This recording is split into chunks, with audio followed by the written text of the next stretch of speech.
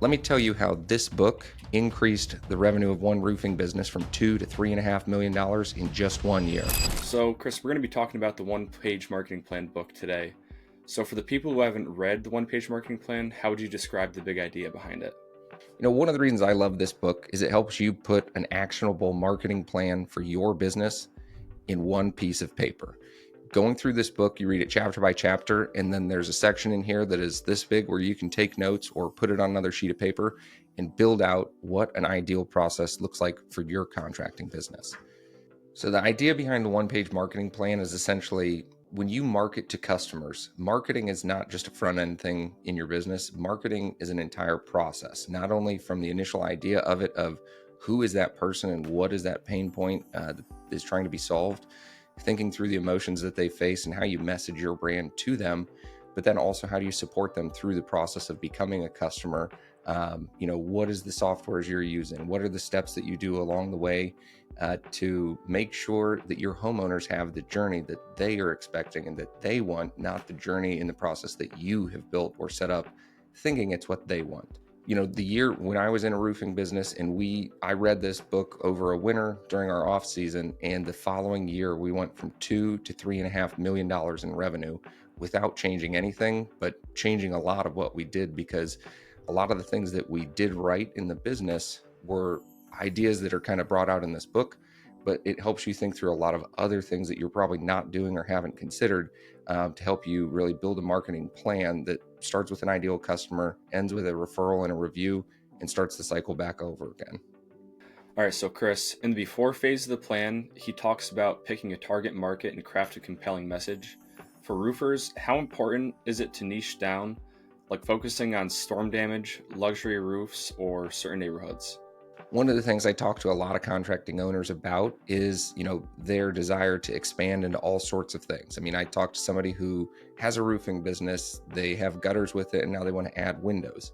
And when we look at building a plan for your business, if we're focused on 1 or 2 efforts versus 5 or 6 efforts, we're going to be a little bit, we're going to have better results because our efforts are all focused on a common thing. And so if you're a business that thinks you want to get into commercial, or you want to get into storm business, or whatever it is that you're not doing and getting into something else, do you really understand everything about the business you're in? And have you maximized every opportunity to squeeze all the juice out of that fruit before you go trying to plant another fruit tree that frankly you've not got a lot of experience growing in the past?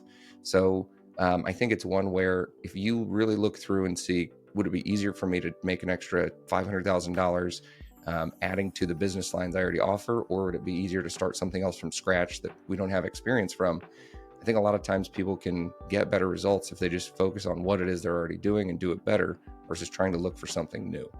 And when you understand what it is that ideal client you're trying to serve is, and you understand what their pain points are and the emotions that they face through the buying journey, then it's up to you to write your brand messaging about your business and reach them in a way that they want to consume it, so that the message, when you speak to them, the message that you give is basically, I provide a specific solution to a specific person. And when they're on the receiving end of that, it's like raising their hand right away saying, yep, that's me.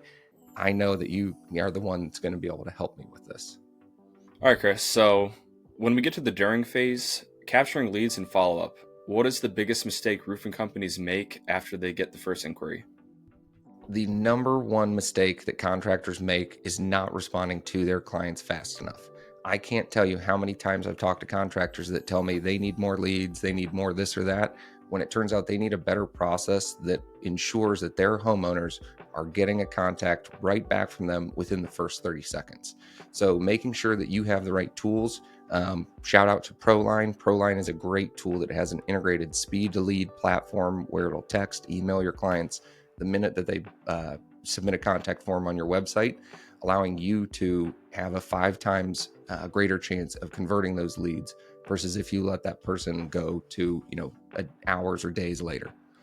So the after phase is about converting one-time customers into lifelong fans.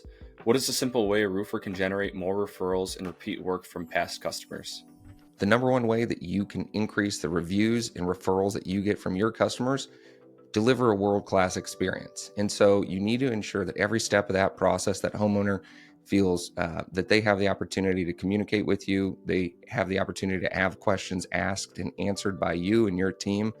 And it's something that when they get to the end of the job, if you've outlined to them in the beginning phases of what a 5-star experience is going to look like when you're finished, if you make sure you execute on all those things and then you end with, if you had to tell one of your friends or family about us, how would you rate us 1 to 5?